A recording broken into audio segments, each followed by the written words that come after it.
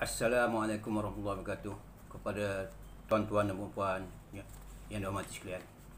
Semoga dengan limpah Allah SWT kita diberkati di dunia akhirat. Pada siri kali ini saya ingin menyambung pembicaraan saya tentang rahsia mencari wang yang banyak. Dalam siri yang pertama dulu, saya meyakinkan bahawa sesiapa yang berkehendakkan atau hendak mempunyai wang yang banyak, harta yang banyak, hendaklah dia melibatkan diri dalam perniagaan. Kerana perniagaanlah yang boleh membawa kita kejayaan memiliki wang yang banyak secara halal.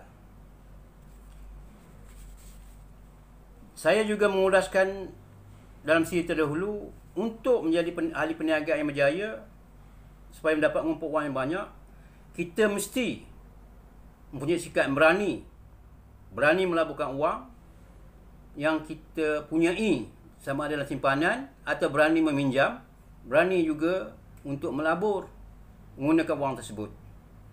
Kerana orang berani saja yang boleh berjaya.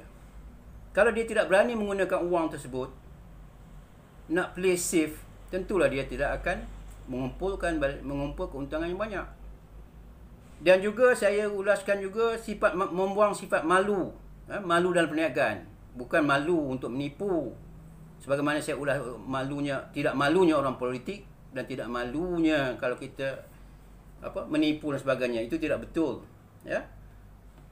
Jadi siri terus ini saya ingin meyakinkan bahawa setelah kita membina perniagaan tersebut, perniagaan kita telah maju, maka kita hendak lebih maju lagi, atau perniagaan kita baru dimulakan tapi masih berterusan, yang menunjukkan ciri-ciri perkembangannya, menunjukkan ciri-ciri kejayaannya, maka kita hendak menambahkan kejayaan perniagaan kita, maka kita hendaklah mengembangkan bisnes kita, terutamanya bagi orang-orang yang membuat produk sendiri. Maka kita hendaklah membina rantaian-rantaian, melantik stokis-stokis, dealer-dealer dan juga peruncit-peruncit. Kita boleh fikirkan menggunakan modal kita sendiri, kita mengasuh, mendidik orang-orang stokis-stokis yang berpotensi untuk maju. Umpamanya kita menyediakan kemudahan kredit umpamanya, ataupun kita memberi modal kewangan kita sendiri, sama ada dalam bentuk kredit atau barangan kredit, ataupun kita sebagai hadiah.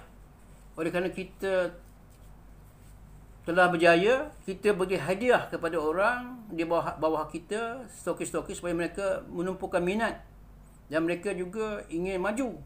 Dengan sebab mereka ingin maju, mereka juga akan berusaha lebih menjual produk-produk kita. Yang kedua, kita boleh fikirkan sendiri dengan modal kita sendiri, kita membina rangkaian perniagaan kita sendiri. Kita membuka cawangan-cawangan yang lain, menambah cawangan kita, sama ada tambahan cawangan-cawangan. Bentuk cawangan tersebut sama ada perniagaan yang kita sudah biasa ceburi atau perniagaan yang baru. Tetapi kita harus ingat, perniagaan baru yang kita ceburi, kita tidak punya pengalaman. Kita tidak, mungkin pengalaman perniagaan tu ada, tapi perniagaan dalam bidang tersebut tidak ada. Jadi risikonya lebih tinggi sedikit. Umpamanya kita boleh buka cawangan yang produk kita juga. Jadi kita senang untuk monitor barangan-barangan kita.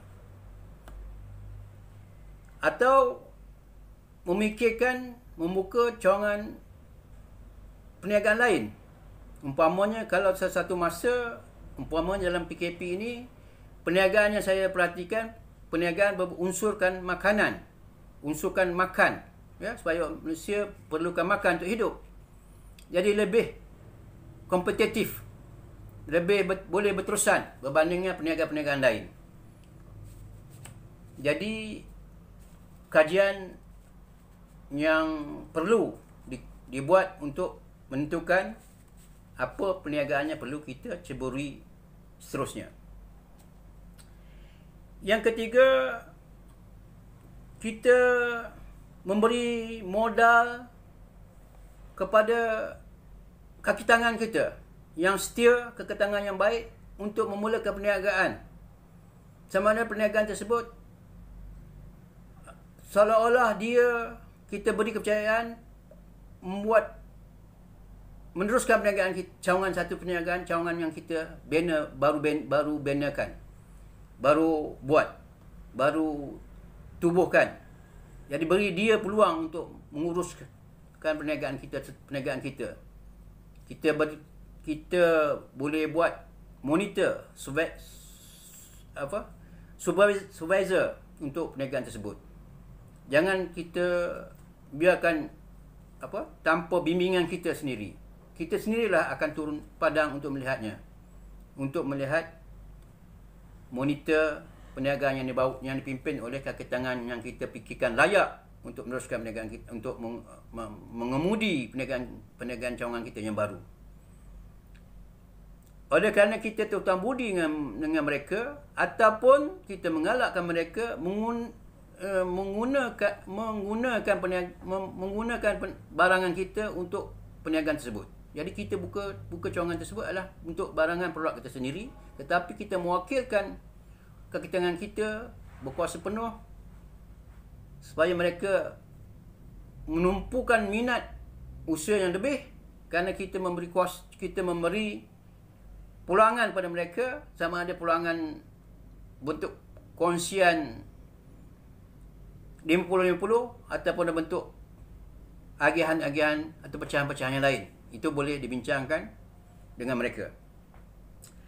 Yang keempat, kita boleh memilih anak kita sendiri, waris-waris kita sendiri, keluarga-keluarga kita sendiri yang kita fikirkan layak. Umpamanya yang lebih amanah, yang lebih rajin, yang lebih warak. Jadi kita berikan amanah pada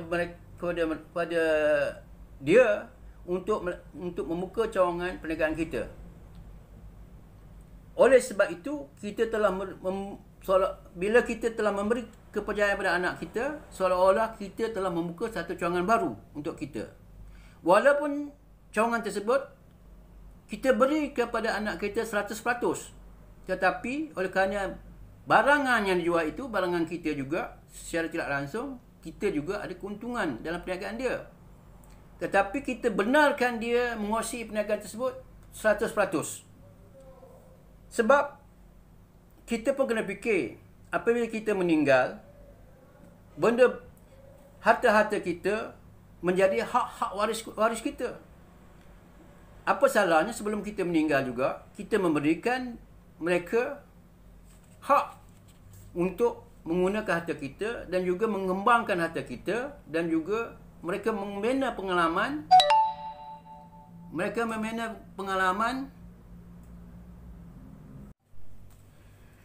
Setelah kita memberikan kepercayaan kepada anak-anak kita atau kaki tangan kita untuk mewakilkan perniagaan kita, untuk mengendalikan perniagaan kita 100%, kita seolah-olah telah mengembangkan perniagaan kita secara tidak langsung. Dengan sebab itu, perniagaan kita bertambah besar. Maka banyaklah wang telah masuk. Banyaklah wang boleh dikumpulkan. Inilah teknik untuk mengumpul wang yang banyak.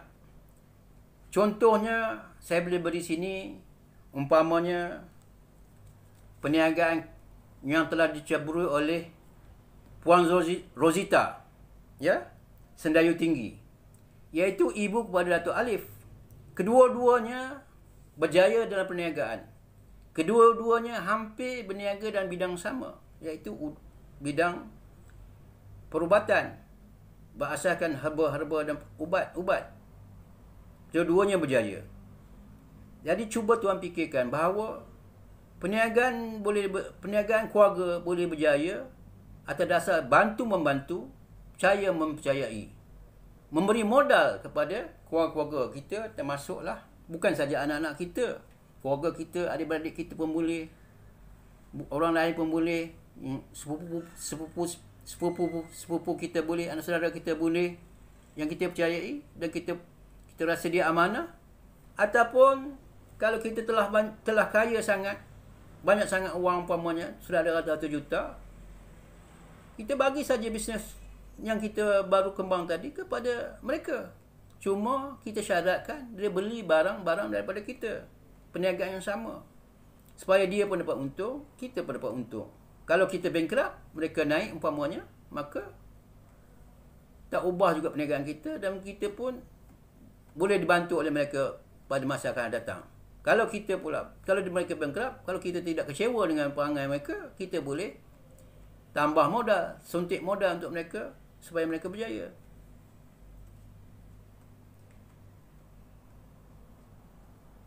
Tetapi tuan-tuan kena ingat, harta ini bukanlah matlamat kita hidup bagi orang Islam. Harta ini untuk kita menuju kepada ke negara akhirat. Menuju kita ni orang Islam bermatlamatkan untuk hidup masuk syurga dan berlindung daripada api neraka. Sebab itu laksanakanlah apabila kita banyak harta, laksanakanlah tuntutan yang hak dalam agama bagi orang berharta, umpamanya zakat, wakaf, bersedekah dan sebagainya.